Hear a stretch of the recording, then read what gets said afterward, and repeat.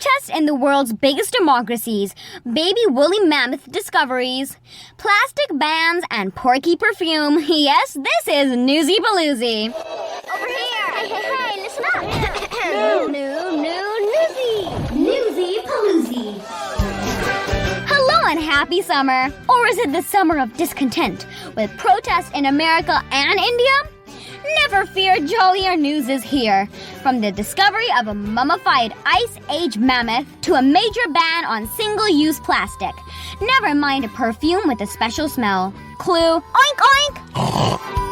I'm Leela Shivshankar Prickett, and as ever, I'm joined by my sidekick, producer Mama. Hello, I'm Lindy Prickett. It's summer, so we have our special shorter news episode for you. It's a quick dip in the world news pool. Let's begin with the big news story of the week. Taking to the streets and expressing your unhappiness or discontent with something is a sign of a thriving democracy. So no wonder that many people in the world's two largest democracies, those would be the United States and India, are out in large numbers. In the U.S., there's a lot of anger towards the Supreme Court reversing a ruling that's been around almost 50 years. It's a topic related to women's rights that is super complicated. And controversial.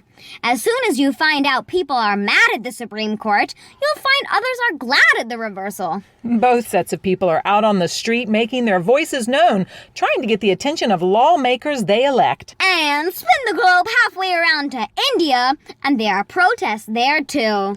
Right. This is about a few people saying things about a religion that people in that religion find offensive. So offensive that they're taking to the streets in the thousands to let their anger or discontent be heard. And it's not just religious sentiments either. Even some proposed changes in the military have sent people to the streets in protests, which sometimes have gotten out of hand fast. Yeah, we're happy to say there is some more pleasant, even laudable or worthy of praise news in India to report upon too. Oh yeah, on the 1st of July, India will ban single-use plastic. Finally! Plastic waste is a big threat to the environment as it doesn't biodegrade or break down, but just turn into microplastics, which get into our water, our fish, food sources, and then our bodies. So things like plastic straws and sticks used to hold anything from balloons to popsicles. And plastic cups and cutlery, and all the excess plastic used to wrap around boxes of chocolate, cigarettes, and even greeting cards. Banned! It seems as though plastic bottles aren't on the list. So we're going to have to follow up on this story. Don't worry, we'll keep you posted. And now it's the call of nature. Nature. Get on your safari suit. Or squeeze into your scuba gear. And get ready to hop into a Jeep. Or a submarine. Submarine. Because Mother Nature is calling. Nature. You won't believe what's being found in northwestern Canada. A whole baby woolly mammoth, frozen for 30,000 years. Poor darling. Well, her early death back in the Ice Age is something special for scientists to study today, at least. Yes, it's the most complete mummified mammoth found in North America, and only the second such find in the world. Staying with science news. Scientists have finally rediscovered a lost fossil site in South America. Why finally? Well, it was first discovered in a remote location of Brazil 70 years ago. But those who stumbled across it weren't able to retrace their steps. The area is geographically unique, with conditions ideal for trapping and preserving loads of dead organisms, including precious ancient plants. Otherwise known as prehistoric treasures. Scientists say this could help shed light on one of the biggest extinction events in Earth's history. Yowza, wowza. And finally, Step right up. Have a go at the lucky dip machine. The lucky dip machine. What's it going to do today, eh? An oddball, no doubt. An oddball, no doubt. What's that smell? Breakfast! We're talking sizzling bacon, folks. To many, it's an irresistible odor. Mmm. but does that mean you want to spray it on you? I don't know, but you can try now. A new bacon-scented fragrance was just released called Right in Degree 100. I would have liked more of a catchier name. But anyway, and no, in case you're wondering, there's more to this perfume than pig. It features notes of bacon, applewood, bergamot, white patchouli, sandalwood, and maple syrup. What a shame Mother's Day has come and gone, hey? I don't know about that.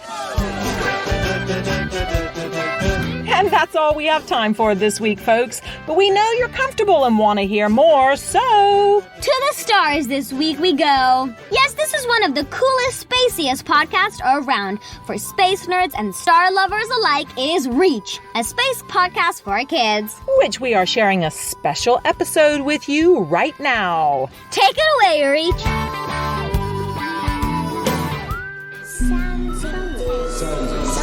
Soundsington Media. If you were packing a duffel bag to go to space, what would you take with you? How can you prepare to be a good crew member in space and in everyday life? If you were to create a space-related poem, what would you write about? I'm Meredith Stepien. And I'm Brian Holden, and this is Reach, a space podcast for kids.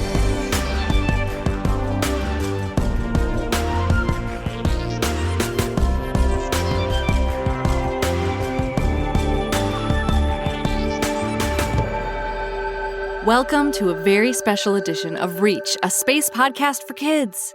April is National Poetry Month, and Meredith and I thought, what better way to celebrate artists and astronauts than featuring both of them on the show?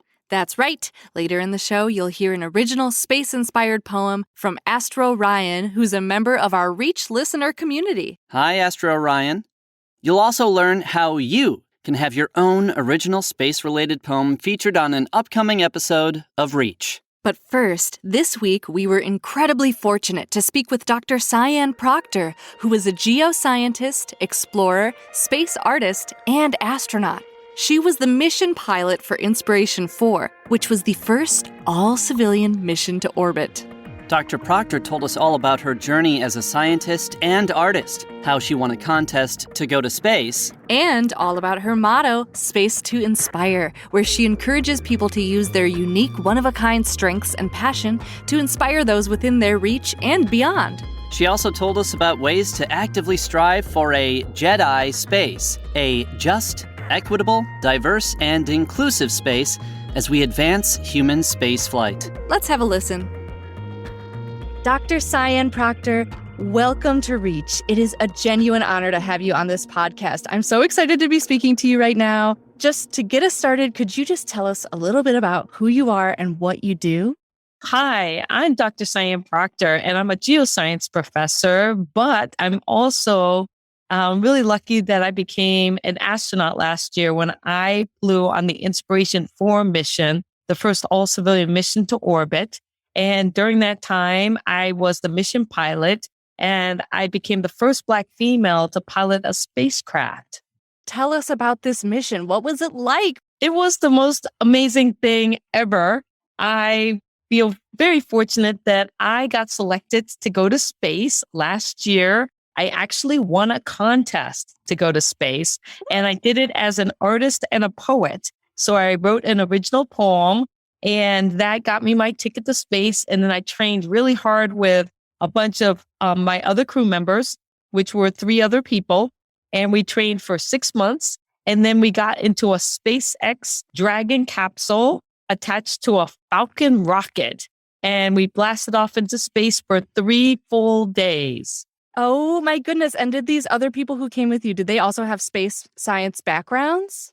No, actually, we were all civilians. So technically, we weren't associated with NASA or NASA astronauts. And so my commander, he is a business person, and he actually funded our mission to space because he's been very successful in his business. And then there's Haley, our medical officer, and she's really cool because she's a childhood cancer survivor, and she grew up to become a physician assistant, helping other kids get through childhood cancer.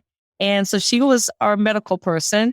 And then my other crew member, Chris, he works in the space industry, but he never thought he would go to space. So the four of us came together to form a crew. Unreal. First of all, I just got to ask, what was your first reaction to reaching orbit and looking back at our home planet?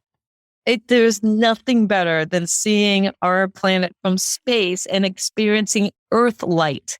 So Earth light is when the Earth shines on you, kind of similar to moonlight. So think about when you go outside and it's a full moon and you feel the moonlight on your face and you can walk because it's so bright under the moonlight. Well, Earth light is 1,000 times more bright and more brilliant and beautiful than moonlight.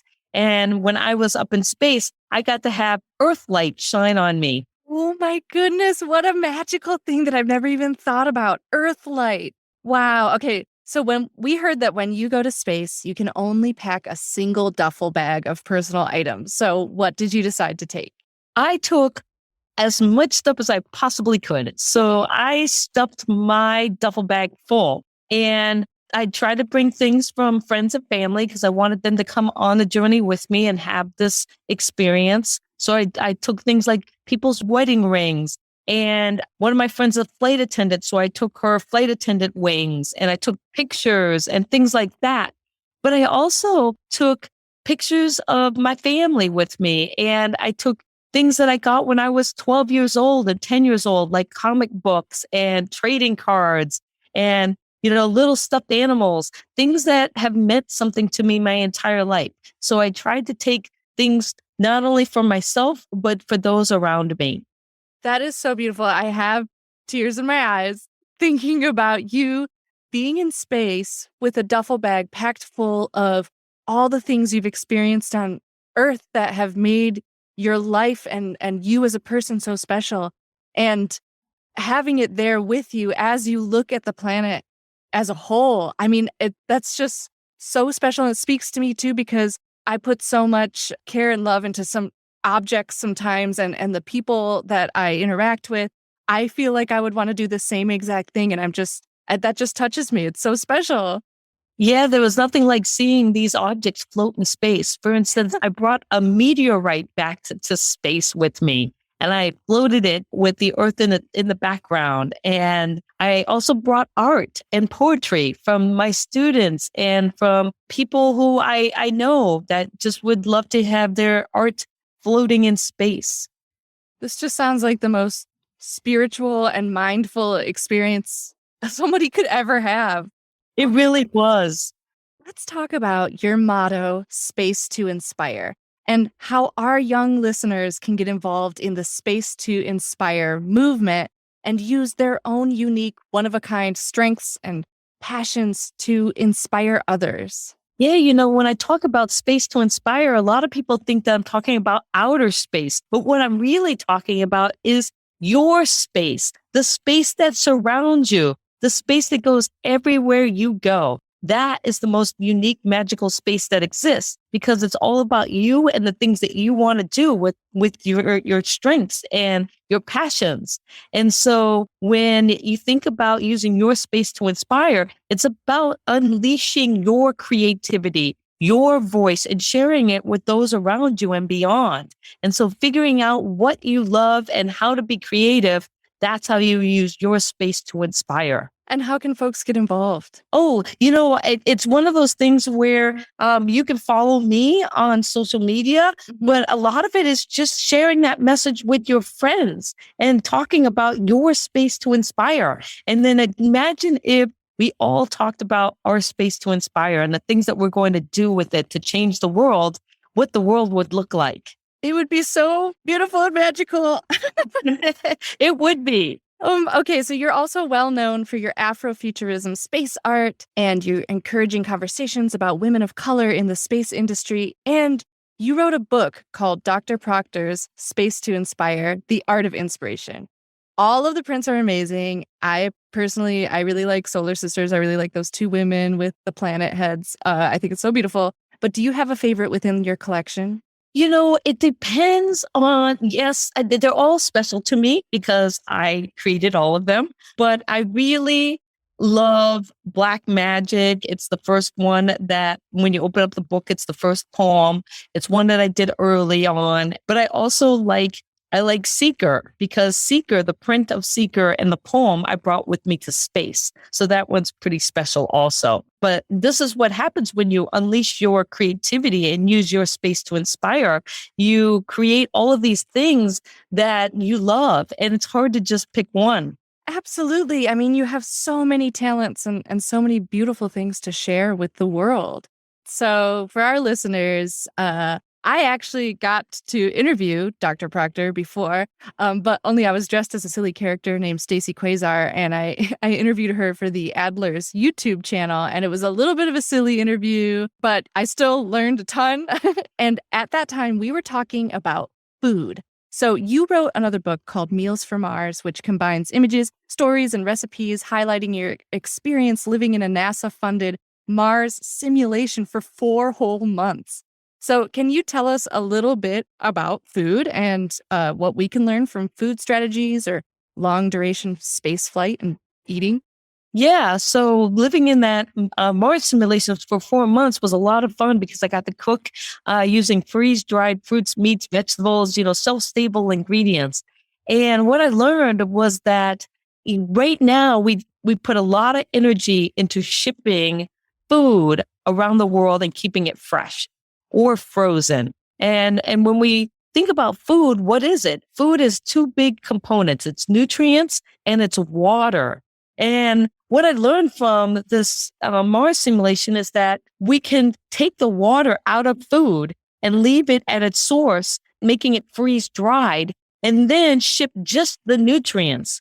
So when you think about water, think about a gallon of water when you pick it up. Think about how heavy it is. Water is heavy. So when you remove the water from the food, it makes it a lot lighter. It makes it shelf-stable, and your chances of it doesn't go bad for a decade, And so what this means is that when you ship it, it doesn't cost as much. You don't have to put it in the freezer section or in the refrigerated section anymore. And so when we think about our love of food, we can start thinking about, well, how can this type of technology make us more sustainable? And so an analogy to this is that a lot of you out there probably tasted freeze-dried apples or peaches or even mangoes. So right now you can get at your supermarket freeze-dried fruits. But imagine a day when you can also get freeze-dried vegetables and freeze-dried meats.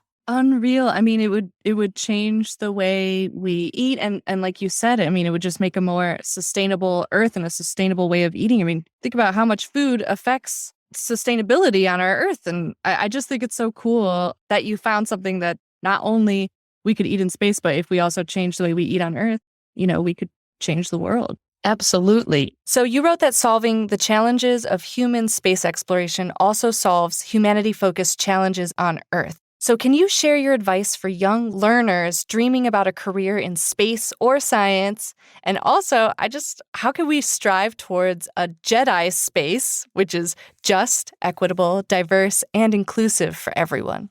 The way I see this is that it goes back to space to inspire, because when we're talking about a Jedi space and how we can make our own unique space a Jedi space, just, equitable, diverse, and inclusive. So that means that when you're out interacting with your family and your peers and you're growing and developing into the person you're going to become, you want to think about how you can make that Jedi space around you. And what I mean by that is you think about when you're playing with your friends and the people that you hang out with and how inclusive are the groups that you're interacting with when you're playing on the playground or you're playing sports, those kinds of things.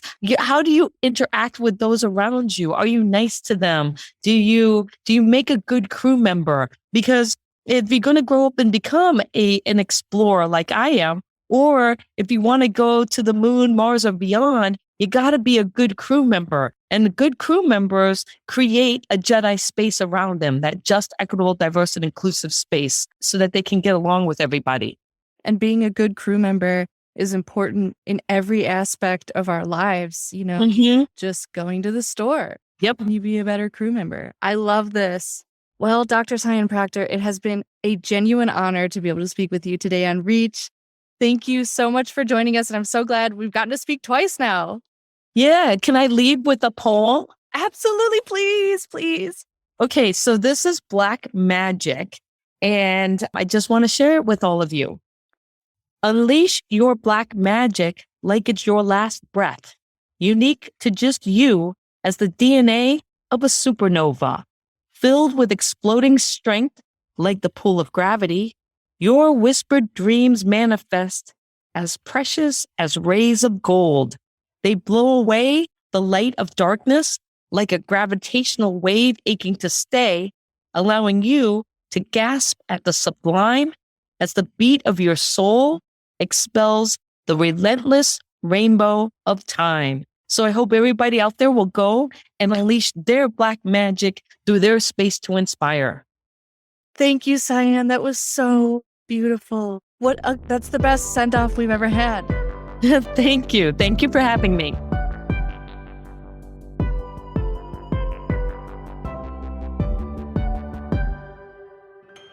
Wow, Dr. Proctor is so inspiring. What an incredible conversation. Yes, and what an amazing poem. I loved that moment. Right? And with April being National Poetry Month, we wanted to share another poem by one of our young listeners here at Reach, Astro Ryan.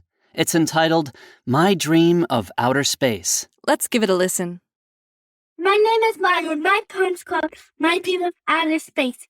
I like outer space because it's my favorite place. It puts a smile on my face. I like Mars. I like the stars. I wish outer space wasn't that far. One day soon I'll take a trip to the moon. Until then, I learn as much as I can about our galaxy, the Milky Way. I know one day soon outer space is a rocket ship. Okay! Wow, thank you for sharing, Ryan. And would you believe that was the first poem Ryan has ever written? It was so good. Well, for other listeners out there, if you have an original space-related poem to share with us, we'd love to hear it. And it could even end up on a future episode of Reach. Just write your poem, record yourself reading it however is most convenient for you, and send it to reachthepodcast@gmail.com. We look forward to hearing them. Brian, what an amazing conversation with Dr. Cyan Proctor. There were so many amazing takeaways in that interview. Yes, I love the way that she appreciates home and family and friends and people and all her memories, and she tried to incorporate that into her amazing adventure in space. Yeah, and I really like the idea of Jedi space. I mean, it's a catchy title, and it's a really important topic. So I think that that's cool. Our genuine thanks once again to Dr. Cyan Proctor for joining us on Reach.